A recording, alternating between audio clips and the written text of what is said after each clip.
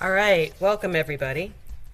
My name is Jennifer Hain-Tepper, and I am the chair of the Book and Paper Group's Education and Programs Committee, and I'd like to welcome you to our webinar on greening book and paper conservation labs and practices. I know we'll probably be getting a few more people trickling in, but to make sure we really utilize the time that we have together, I do want to go ahead and get started. So it's my pleasure to be the moderator for our talk today.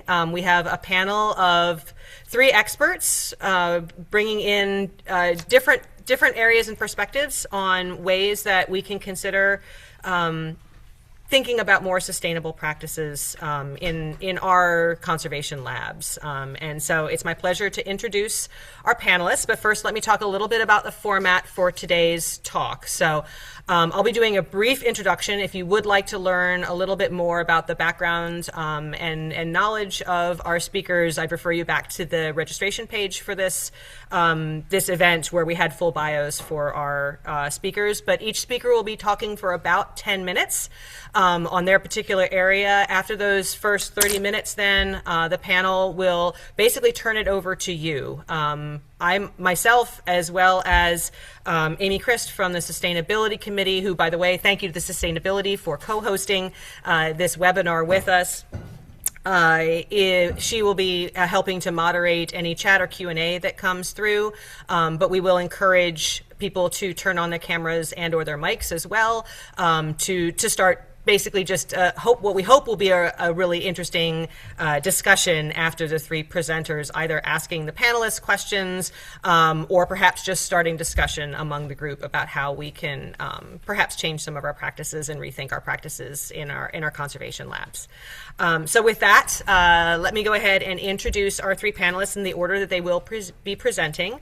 The first presenter is Lorraine Finch, who will be presenting in kind of practical sustainability actions that people can hopefully take away from this webinar and be able to start implementing today. Next will be Alice Boccia Paterakis. And Alice is coming to us from a non-book and paper background, but it has really done a great job in thinking about greening conservation practices, and a lot of lab practices, of course, are shared among different formats. So we'll be sharing some of what she's learned and some of the thoughts on, specifically like energy, HVAC, lighting, materials, et cetera. But again, some really key takeaways that we may be able to work towards implementing in our labs. And then lastly, a more specific topic, Alberto Benato will be presenting on a study that he has been performing on an alcoholic deacidification process using calcium nanocarbonate to deacidify paper, which he's proposing is actually a more sustainable practice in deacidification. And he'll be presenting on that new research and telling us a little bit more about that. And then we'll open it up for questions. So with that, I'm going to go ahead and share screen, and I'm going to turn it over to Lorraine. So let me go ahead and do that.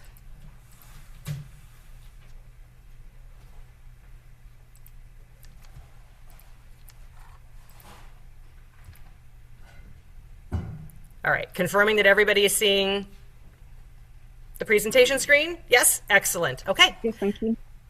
Then, Lorraine, I turn it over to you. Thank you very much. Thank you, Jennifer, for that fantastic introduction, and welcome everybody. So today I'm going to be speaking to you for 10 minutes on sustainability in practice. And I'm going to start with what I'm not going to cover. So I'm not going to look at outlining why sustainability is important. So I'm not going to also be going through the impacts of the climate and environmental crises on people, planet, pocket, and our collections. I'm going to take it as read that because you are here today, you are concerned and that you want to take action. Neither am I going to do the usual thing of defining sustainability. Sustainability is really easy. It's simply about using less. That's less of everything. That's sustainability in a nutshell. So running a sustainable lab is very simple. It's about using less. Next slide, please. So my first thing for you is this, which is start. There we are. So this is the first thing that if you want to run a sustainable lab is start. When I'm out and about on my sustainability travels, what I hear from people is, I don't know where to start. I'm worried about starting because I'm worried about making it worse rather than better, and I'm really confused. However, there are lots of resources out there that you can use, and here are two. Next slide, please. So we have How Bad Are Bananas? The Carbon Footprint of Everything by Mike Berners-Lee, and also by Mike Berners-Lee, There's No Planet B. So How Bad Are Bananas? The Carbon Footprint of Everything. Carbon footprint looks at the greenhouse gases associated with anything. So that could be a conservation treatment, for example. It doesn't quite cover everything, but for example, if you're wondering, well, should I swap out my fossil fuel powered car for electric vehicles? It will give you the information to allow you to make that informed decision. I actually used it in order to carbon footprint a mold remediation that I carried out. There's No Planet B doesn't so much go into the carbon footprints, but all of the underpinning thoughts, theories, and philosophies behind the climate crisis and why we need to act. So those are two really good resources. Next slide, please. You also have available the Stitch Carbon Calculator. So on there, they have carbon footprint associated with lots of the materials that we use in conservation. They also have life cycle assessments. So carbon footprint is just looking at those greenhouse gases, whereas a life cycle assessment looks at the whole life cycle. So it will be looking at the environmental, social, and sometimes the economic aspects as well. So for example, you could look at the life cycle assessment of crates. We also have the Gallery Climate Coalition carbon calculator, mainly for exhibitions, but you can take bits of it and actually use that to work out, say, for example, the travel associated with your lab. So it's a case of stop worrying and get started. Most of what you do is going to have a positive impact. Some of what you do might not have the impact that you expect, but it's like a treatment. When we start off with a treatment, we think, okay, this is what I'm going to do. But as we go through a treatment, we start to flex, we start to adapt, we start to change the treatment. So this is exactly the same thing with sustainability. When you go through and you'll start somewhere. That's the really important thing. Just start somewhere. You'll then change, you'll adapt, you'll do things differently as you go through. But whatever you do, whether it works out the way you expected or works out differently, it's the next thing, which is the next slide, please, which is share. Oops, we're ahead of ourselves. We're 3 slides ahead there. Oops, okay, let's adapt to this. So, share your sustainability activities. We'll start with this one. This is one of the ways that you can, oh, sorry, Bonnie, sorry, Jennifer, I've skipped one. So this is another example of knowledge research that you can carry out, information. This is carbon literacy. So there are 5 carbon literacy courses. There's carbon literacy for conservation and collections care, which is mine. There's carbon literacy for museums, carbon literacy for libraries, carbon literacy for archives, and carbon literacy for heritage. Yadine La Rochette, who is co-chair of the Sustainability Committee, the AIC Sustainability Committee, has just created and has accredited carbon literacy for United States galleries, libraries, archives, and museums, which will be available to all of you in June of this year. So you'll have your own specific course. Next slide, please. Like I said, tantalized you with this. Whatever you do, share what you're doing. So next slide, please. So here's some examples for you. You could create a blog. You could go on a podcast. So we have the AIC Sustainability Committee's Green Tea podcast discussing all matters sustainability. We also have here the Institute of Conservation's Sustainability Group Instagram page. We have a lot of resources on the Institute of Conservation web page as well. So there's lots of that out there, that sharing of information, and then share that information not only widely, but also within your organisation as well. So if you've got an intranet, put it in your annual report. So make sure that sustainability is mentioned in every report, every document that you create within your organisation. Here's some practical examples of sharing. Next slide, please. So the boxes with the pictures of gloves on comes from Jessica Cran, who works at the Science Museums Group. Sustainability needs to be easy. Nobody wants to walk around with pocketfuls of dirty gloves to be able to put those in that central recycling bin.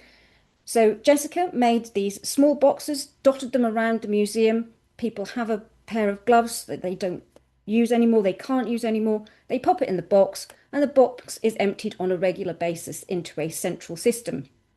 The middle one, we are removing our perspex cradles and so forth, comes from London Archives. They have a fantastic sustainability there. They, for example, are making their cradles from old mounts and ditching the perspex.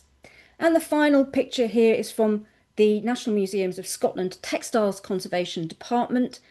They used to wrap their textile crates, their boxes, in single-use plastic sheeting and then lots of sticky tape around that. But they found canvas from a local supplier. This is an end of roll, and they made these reusable covers, which they absolutely love. So if a textile is going into a box to be moved, to go into quarantine, they put it in these canvas covers, and they absolutely love them. They're wipe clean as well, so really easy to look after. So do celebrate your successes and remember the co-benefits. So a co-benefit is when you take sustainability action, other things happen alongside that. So you're not only improving your sustainability, for example, you're saving money, you're improving your reputation. So I put into action quite a lot of water saving activities. I've reduced my water usage by 50% for my studio. That saved me money, and the money I save, I can use to invest in those more costly sustainability activities. Next slide, please. So this is number 3 tip. Lose the judgment. So an important aspect of getting started is to lose the judgment. If somebody is saying to you, or if somebody's taken an action and you think, well, that's not going to achieve very much, they're deluding themselves if they think that's going to have an impact, or oh, I don't really agree what they're doing. Stop it. What we need to be doing to one another is helping and supporting. We need to be offering one another advice and guidance rather than being judgmental. And you might also be thinking, and I've seen this happen in conservation, people thinking, well, I'm not doing enough. It's not perfect. Therefore, I shouldn't be doing anything at all. I'm still flying, but I'm trying to implement this sustainability. I'm just not doing it properly. Stop judging yourself as well. We're not perfect. We're doing as much as we can. Ditch that guilt, because that guilt is paralyzing. Do what you can. And our next slide, please. So this is thinking differently. So it's not doing the same thing or doing things differently. So it's not doing the same thing. It's not, so for example, carrying out the same treatment but changing the solvents. It's about doing things differently, full stop. So we need to embed sustainability into everything that we do within our labs. So we have to start off with the question, is this good for the planet and the people before we do anything? And if it's not, then it shouldn't really go ahead. We also need to think about the impact of what we're using. Can we do it differently? Can we ship things rather than air freight? Do we need to keep all of the collections that we have? Do we have to have those blockbuster exhibitions? Next slide, please. So this is a fantastic example of an organisation thinking differently. This is the National Library of Scotland, who have stated that they are going to have all of their collection in some form of secondary protection. Now, we normally put books on a shelf from left to right, which means that the back half of the shelf or some of the back of the shelf doesn't get used. So they are doing what they call side-on boxing. So they are running the boxes from front to back. So they are stacking the books from front to back. So they are using the entire real estate of the shelf. This has had amazing sustainability gains. They've saved money, but also the big gain is they are delaying the date at which they need to build a new building to take in those extra items, because they are maximizing the space that they are using. By boxing everything, or working towards boxing everything, it's allowed the environmental parameters to be widened, and it's also allowed the environmental control, so the air conditioning, to be switched off in parts of the collection. And our final one is this. Next slide, please. Keep going. So once you've started, keep going. So do remember that from little acorns, mighty oaks do grow. Next slide, please. So this next one is an example of a conservator. So the conservator here, one conservator decided and was really passionate about introducing sustainability. So she got the conservation department together and said, what would you like to do? So it's things like, reducing their use of single-use materials and paper and just a small list of things. And from that has grown this massive sustainability effort at the British Library. So, for example, they now have a sustainability manager. They have a sustainability group that goes across the entire site. So not only their London site, but their site up in York as well. They've implemented seasonal drift out of hours shutdown on their HVAC. They have PhD placements and research on sustainability.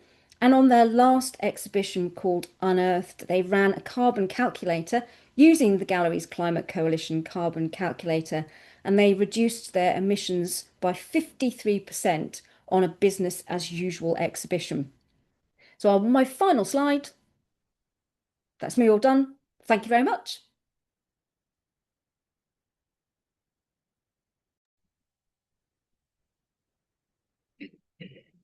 I'm going to transition slide decks here. Give me just a sec.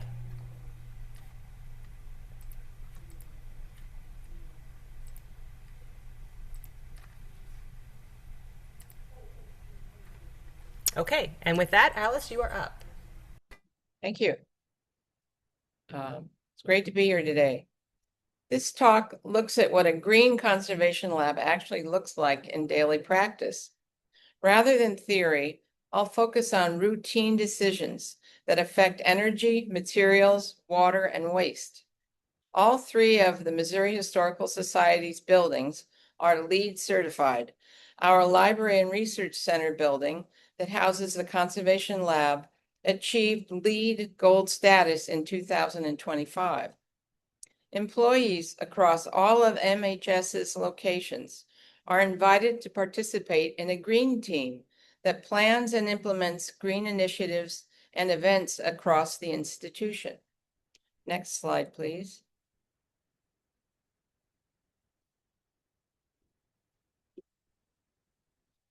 Conservation laboratories are by nature resource intensive with significant demands for energy, solvents, plastics, and shipping. Research on laboratory design consistently shows that labs are among the most energy intensive spaces per square meter in institutional buildings. At the same time, museums face growing expectations to reduce their carbon footprint, and organizations such as AIC now identify sustainability as a component of best practice. At MHS, these efforts align directly with the institution's sustainability plan and its goal of reducing solvent use and waste. Next slide, please.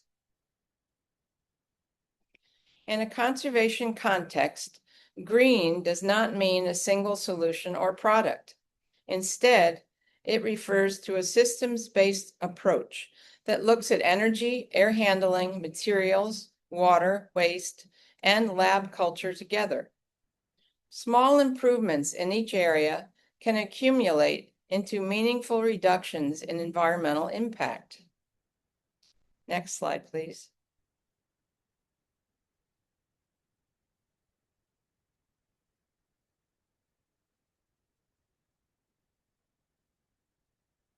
One second here.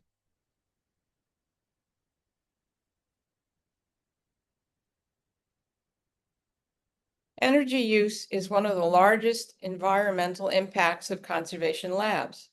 Conservation labs can make meaningful gains without sacrificing collections care. Research and life cycle assessments show that slightly relaxed temperature and RH tolerances can reduce HVAC loads without compromising collections care. Energy savings can also come from smarter scheduling, zoning, and the use of LED lighting with dimming and occupancy controls. At MHS, we work with facilities and exhibits to adjust set points and lighting strategies to reduce energy use while maintaining appropriate preservation conditions. Next slide, please. Air handling systems are frequently the largest single source of energy consumption in laboratory settings. In conservation laboratories, Ventilation is critical for health and safety. However, excessive ventilation can drive up energy use without providing corresponding benefits. Sustainable laboratory design emphasizes supplying the appropriate amount of air delivered where and when it is needed. Next slide, please. Traditional constant air volume fume hoods continuously exhaust large amounts of conditioned air, including during periods when they are not actively in use. Sash height is one of the primary contributors to avoidable energy loss. Strategies such as improved sash management, appropriately sized hoods, and routine inspections can substantially reduce energy consumption while preserving safety standards. In our laboratory, we identified intervals of unnecessary hood operation and modified workflows and sash use practices to address them. Next slide, please. Many laboratories continue to use high air change rates based on outdated standards, even when chemical use is limited. Excessive ventilation raises heating and cooling demands and can undermine stable humidity control. At MHS, we work with facilities to review air exchange rates and better separate solvent-intensive work from lower-risk activities. Next slide, please.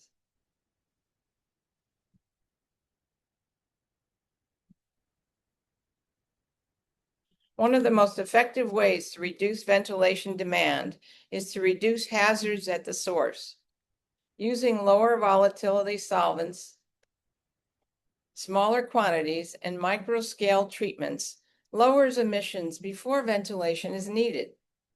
Localized exhaust solutions can often replace full fume hood use for small tasks.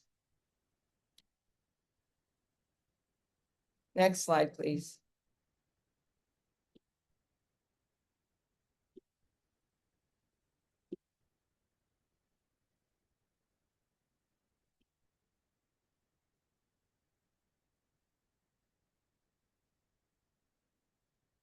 Material and solvent choices have environmental impacts across their entire life cycle. Guidance on greener solvents emphasizes using less material, choosing lower toxicity options, and purchasing only what is needed. Guides like Greener Solvents in Art Conservation and STITCH, Green Conservation Cluster Resources, are invaluable.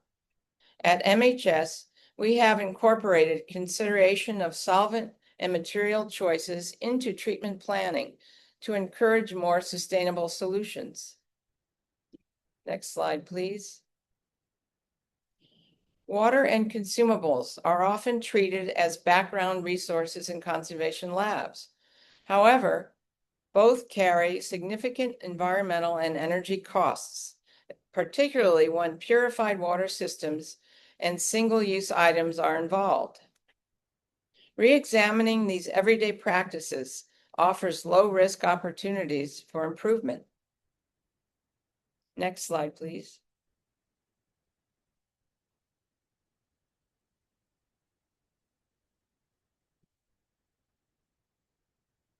Conservation laboratories depend extensively on single-use consumables, including gloves, wipes, and plastic materials. Although their use is often justified on safety grounds, excessive consumption is common and seldom systematically assessed. By identifying the most frequently discarded items, we adjusted workflows to reduce unnecessary single use without increasing risk. At MHS, our used nitrile gloves are recycled by a company called TerraCycle. Next, please.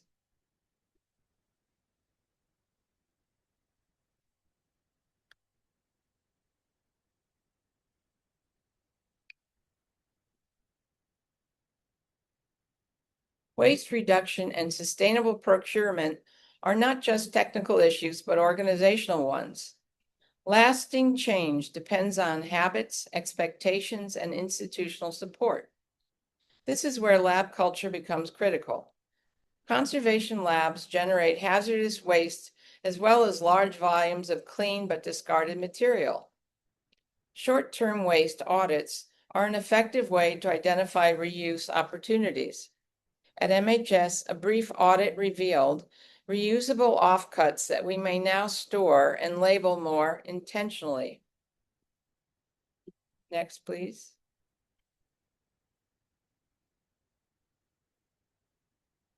Procurement decisions strongly influence waste before materials ever enter the lab. Buying less, buying more intentionally, and coordinating purchases can reduce expired materials and disposal needs.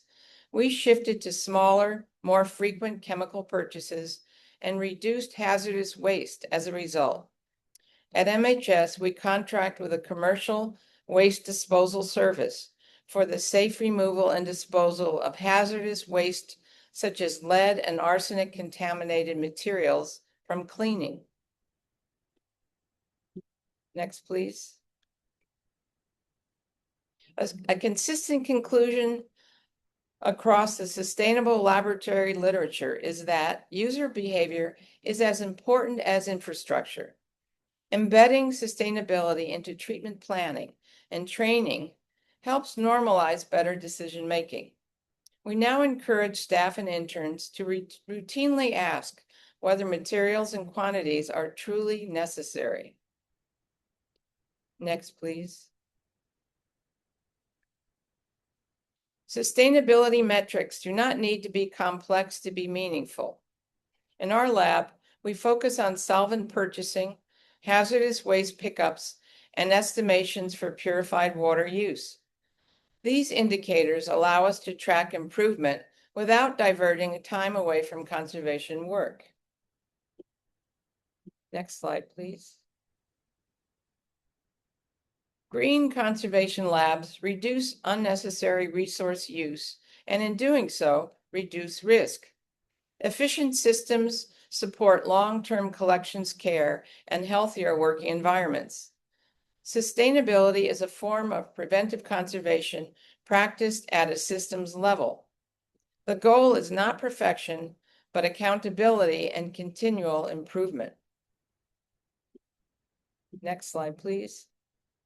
And here I've listed for you several links to useful references and websites, and I thank you very much for listening. Awesome. Thank you, Alice. Let me just switch out here.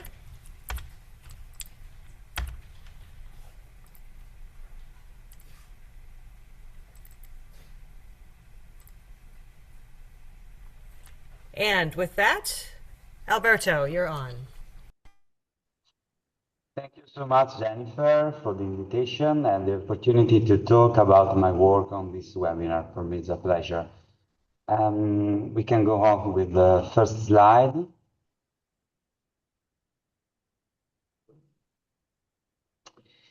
The deacidification of paper documents is a necessary, recurring, and familiar treatment for restorers of paper cultural heritage.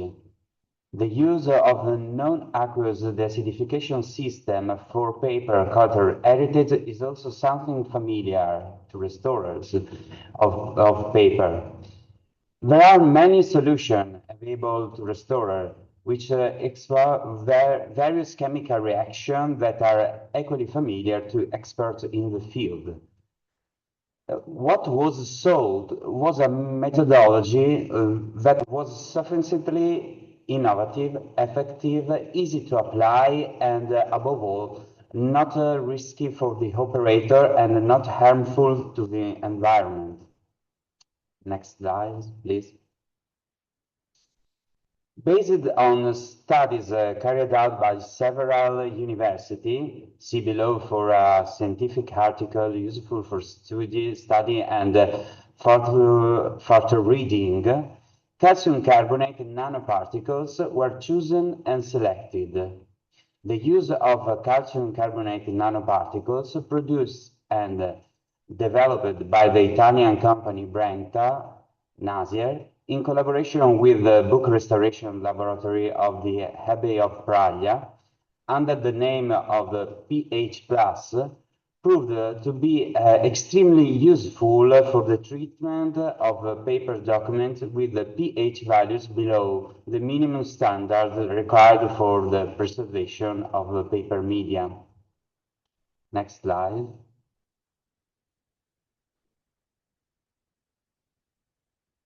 The product is a dispersion of calcium carbonate nanoparticles in ethanol. It contains non-excipients or substance harmful to the environment and nothing that could chemically degrade the paper medium. It is therefore a low-risk product. And there are no risks for the operator. The use of nanoparticles dispersed in ethanol does not cause any problem for the operator. It is sufficient to observe a few rules and use simple and inexpensive personal protective equipment, such as protective gloves, goggles, and a mask only for spray application. Obviously, care must be taken with the solvent used, as it is flammable, as are its vapor. In our field of application, this risk is obviously very limited.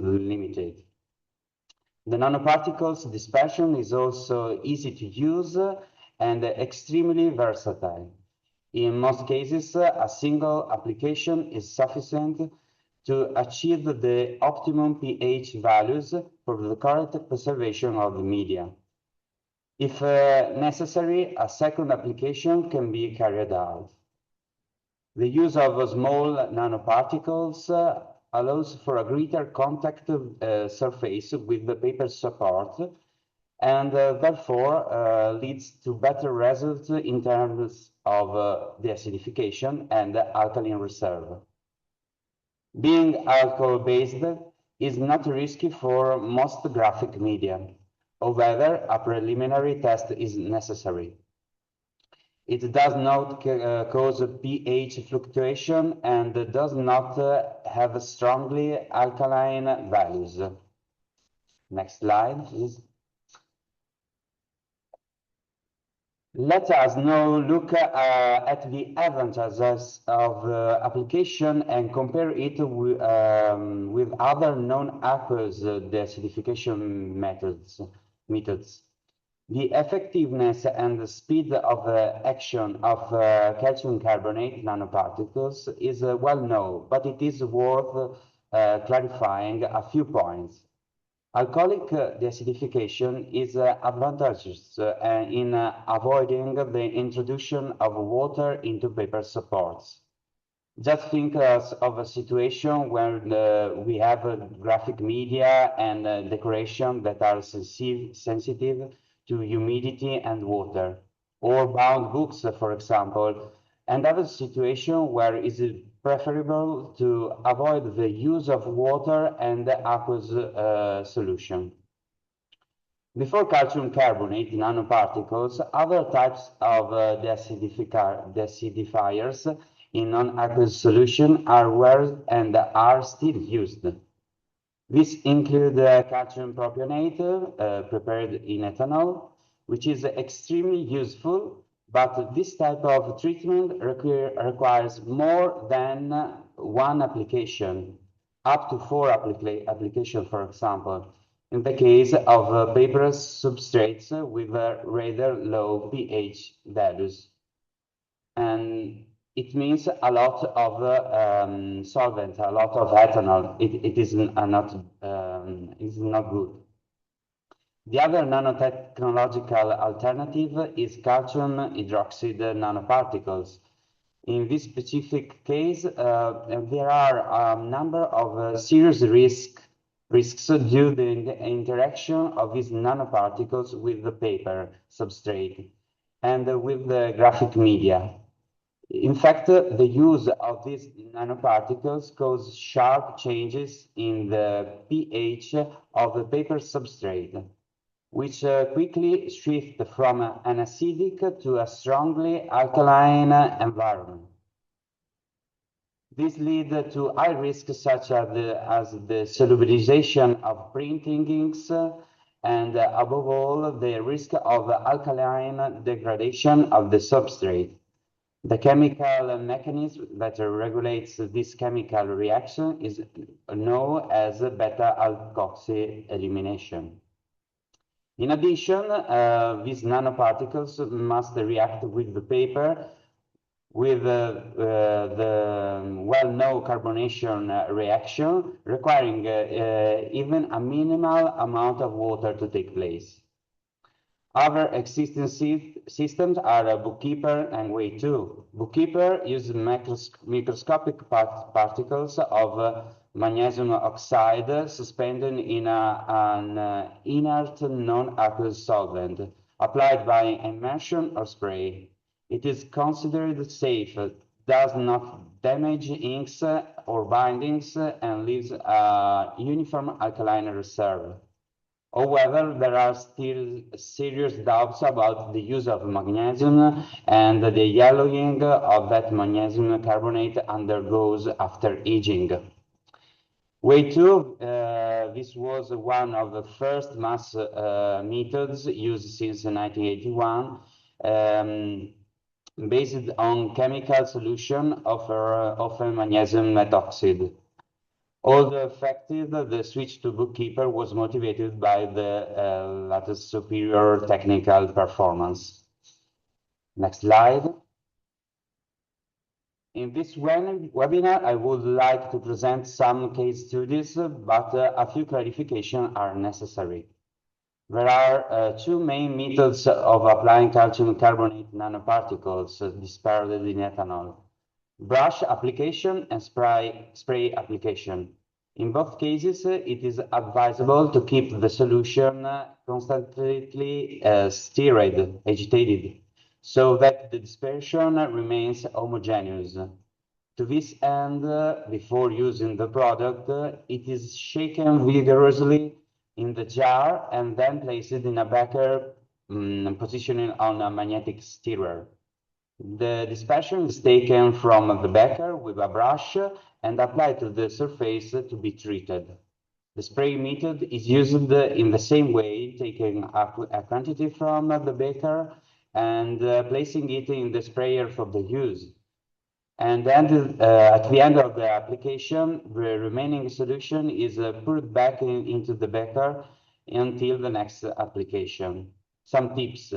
When using on bound books or in general, it is advisable to place absorbent paper under the treated papers to absorb any residues left over from the treatment. Ethanol can solubilize some of the molecules created by the degradation, so their proper absorption is certainly beneficial for the treatment. Next slide. Let us now analyze the first case study. It concerns a 16th century printed books volume without any decoration. In this case, the volume showed acidic and sometimes heavily oxidized pages. The surface pH measured before treatment had average values between 4.5 and 5. Next slide, please. The volume was treated without dismounting in order to preserve the original binding. After applying calcium nanocarbonate dispersed in ethanol, the measured values were between 6.5 and 7, which is perfect for the proper conservation of the work of art. Note that the application was done with a brush using absorbent paper to isolate the treated pages. Next slide, please. In the second case study concern a manuscript written between the 17th and the 18th century. In this case, we have a medium quality paper support. The paper was thin and produced with a pulp that was not too refined, with the iron gall inks used for writing. Next slide. The paper was severely compromised in the inked areas. In this case, the optimal pH value for conservation should be between 6 and 7. pH range that guarantees the best conservation without acid degradation or catalytic activity of iron ions. It is a maximum at the pH like 8. A single application treatment was carried out, achieving optimal pH values. Next slide, please. In this case study, we also have a manuscript with a iron gall ink, but it is a 13th century paper manuscript. The low pH in this case concerns the paper are not the inks. It is a high quality paper support, but with a sizing probably based on a vegetable resin. In this case, the sizing was responsible for the acidity of the support and its oxidation. Next slide, please. In this situation, we put only one single application of nanocalcium carbonate. Based on the state of conservation of the support, the two techniques already mentioned were applied by brush or by spray. The pH obtained is also optimal for conservation, in this case, with average values of 6.5 and 7. Next slide, please. The last case I am presenting today concerns a polychromic musical manuscript. The paper support, which was an excellent quality, has been degraded by iron gall inks, with extensive loss of fragments and portions of paper. Diagnostic tests were carried out on the manuscript. Next slide. The surface pH of the paper was extremely low. The manuscript was treated with the two spray application, reaching pH values between 6 and 7. The next slide. Okay. Some final consideration after the 3 trials. The pH measurement after treatment was also checked several months later. The values are stable, which is a very positive factor. The variation in color parameters is minimal when comparing before and after treatment. The product is easy to apply and handle in the laboratory. The application of nanocarbonate is modular and can therefore be repeated if necessary. The product is simple in its formulation. Few reagents are used, and there is a greater control of the materials in contact with the works of art and the environment. The overall assessment is more than positive after testing of several works with different types of paper. There is only one note of caution: the possible evaporation of the used solvent during use, and therefore attention must be paid to the concentration of the solution during repeated use. Next slide. Thank you for your attention.